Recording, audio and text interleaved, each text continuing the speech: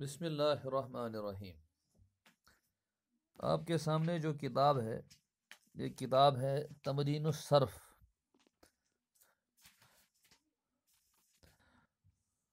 تو تمرین الصرف دراصل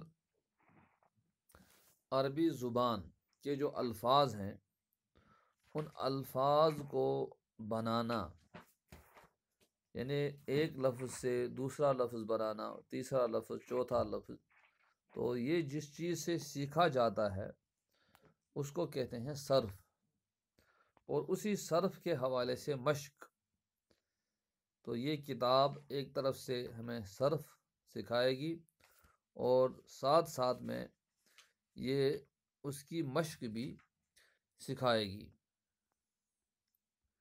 چنانچہ اس حوالے سے پہلا سبق جو ہے اس میں ہلکا سا تعارف دیا گیا ہے کہ کس طریقے سے عربی زبان ہمارے لیے اہم ہے اور کس طریقے سے ہمیں اس زبان کی ضرورت ہے۔ عربی کا وطن تو بہرحال عرب ہے، لیکن مصر، شام، فلسطین، عراق اور آس پاس جو علاقے ہیں وہ اصل میں عربی علاقے نہیں تھے، لیکن انہوں نے عربی اختیار کی۔ آج کل ان علاقوں کو بھی ہم عرب میں شامل مانتے ہیں۔ تو مسلمانوں کے لیے یہ اس اعتبار سے بھی اہم ہے کہ اس میں قرآن مجید ہے، حضور صلی اللہ علیہ وسلم کی احادیث ہیں، اور اس کے بغیر نہ تو قرآن سمجھ سکتے ہیں نہ حدیث سمجھ سکتے ہیں۔ بہرحال ہر نئی زبان ابتداءً مشکل معلوم ہوتی ہے، لیکن تھوڑی محنت کے بعد اللہ تعالیٰ آسان فرما دیتا ہے۔ تو آگے سبق شروع ہوتا ہے اس بات سے کہ جب ہم کوئی بات کہتے ہیں تو اس میں کئی لفظ ہوتے ہیں، یعنی ہمارا کوئی بھی جملہ جو ہے یہ الفاظ پر مشتمل ہوتا ہے۔ کبھی کوئی جملہ چھوٹا سا ہوتا ہے تو کبھی بڑا ہوتا ہے، جیسے ہم نے ابھی پڑھا ھذا مسجد، یہ جملہ 2 لفظوں سے بنا ہوا ہے، تو کبھی بڑا جملہ ہوتا ہے۔ یہاں انہوں نے مثال دی ہے، مثلا حامد مسجد کی طرف گیا۔ عربی میں اس کو اس طرح کہیں گے ذهب حامد الی المسجد۔ تو اس جملے میں 4 الفاظ ہیں، ذهب، حامد، الی اور المسجد، اور ہر لفظ کا اپنا اپنا معنی ہے۔ تو عربی قواعد میں ہر لفظ کو کلمہ کہتے ہیں۔ دراصل یہ جو کلمہ ہے، جو بھی انسان بولتا ہے اور پھر اس بول کے معنی ہوں تو اس کو کہتے ہیں کلمہ، یعنی کہ دوسرے لفظوں میں جو لفظ با معنی مفرد ہو، جو لفظ مفرد ہو، سنگل ہو اور اس کے میننگ ہو، تو اس کو کہتے ہیں کلمہ۔ اب اس کلمے کی 3 قسمیں ہیں، اسم، فعل اور حرف۔ اسم کے معنی ناؤن، فعل کے معنی ورب، اور حرف اس کے تحت انگریزی میں بہت ساری چیزیں آ جاتی ہیں، اس کے تحت پریپوزیشنز آ جاتے ہیں، اس کے تحت کنجکشنز آ جاتے ہیں، تو مختلف چیزیں اس کے تحت شامل ہیں۔ بہرحال عربی میں جو لفظ نہ اسم ہے نہ فعل ہے بلکہ وہ جوڑنے کا کام کرتا ہے اسم اور اسم کو یا اسم اور فعل کو، اس کو حرف کہتے ہیں۔ اسم وہ کلمہ ہے جو خود اپنے معنی بتائے اور اپنے معنی بتانے میں کسی دوسرے کلمے کا محتاج نہ ہو، اور تینوں زمانوں ماضی، حال، مستقبل میں سے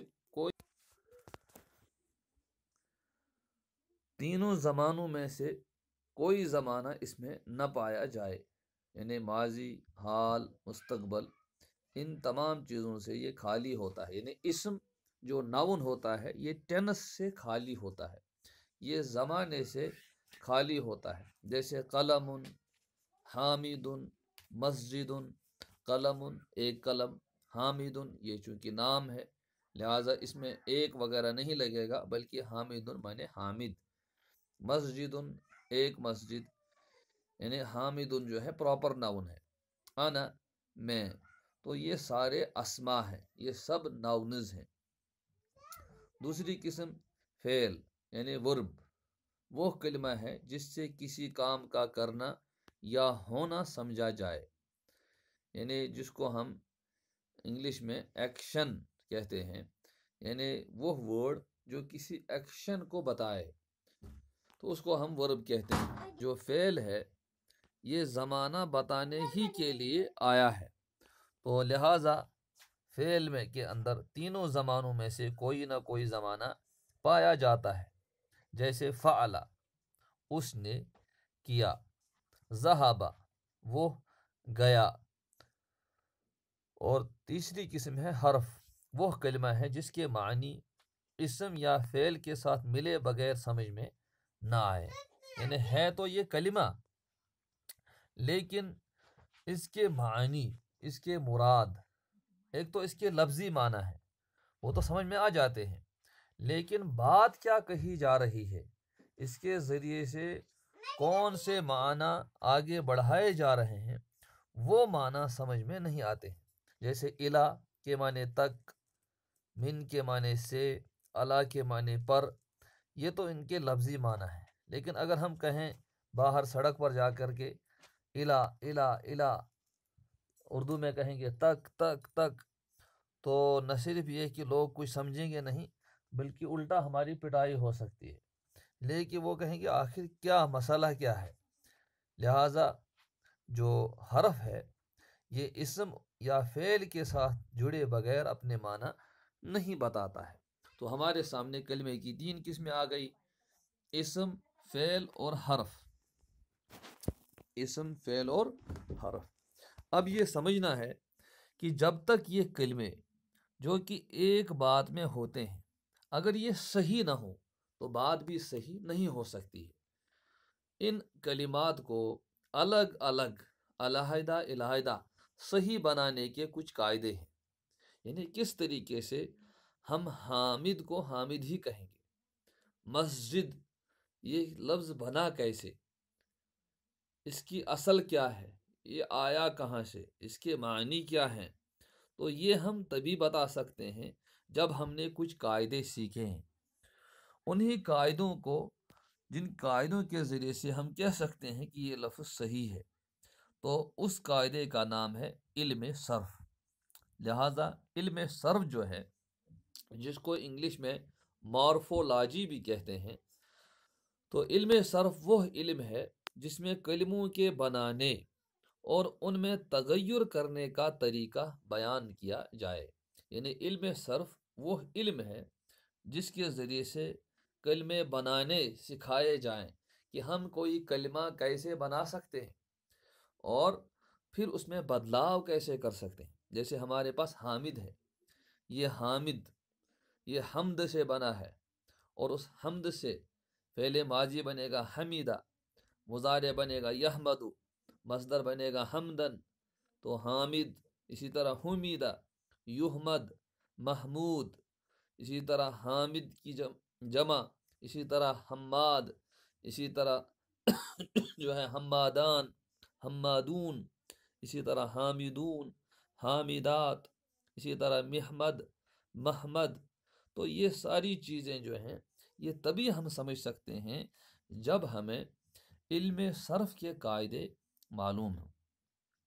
تو وہ علم جس میں کلموں کے بنانے اور ان میں بدلاؤ کا طریقہ بیان کیا جائے۔ فائدہ کیا ہے اس علم کا؟ اس علم کو سیکھنے کا فائدہ یہ ہے کہ ہم صحیح طور سے کلمات کا تلفظ کر سکیں۔ جب ہمارے سامنے لکھا ہے لفظ مسجد، تو یہاں تو اس پر زبر زیر دیا ہوا ہے، کیونکہ ایسا بھی ہو سکتا ہے کہ زبر زیر کے بغیر ہے، تو اس وقت ہم عبارت کو دیکھ کر کے خود ہی پڑھیں گے مسجد، اس وقت ہم مسجد، مسجد، مسجد اس طرح نہیں پڑھیں گے، بلکہ ہم خود ہی پڑھیں گے مسجد، جب ہم نے یہ علم سیکھا ہوگا۔ تو چونکہ اب آگے کتاب چلتی رہے گی اور صرف کے معنی ہیں بدلاؤ کے، گویا کہ یہ علم ہمیں الفاظ کے اندر بدلاؤ سکھاتا ہے، تو پہلے اس حصے کو لیں گے، اس کلمے کو لیں گے جس میں بہت زیادہ بدلاؤ ہوتا ہے، اور عربی میں وہ کلمہ فعل ہے، یعنی فعل کے اندر کثرت سے بدلاؤ ہوتا ہے، لہٰذا پہلے آگے جو کتاب آئے گی وہ اسی فعل کے حوالے سے آئے گی۔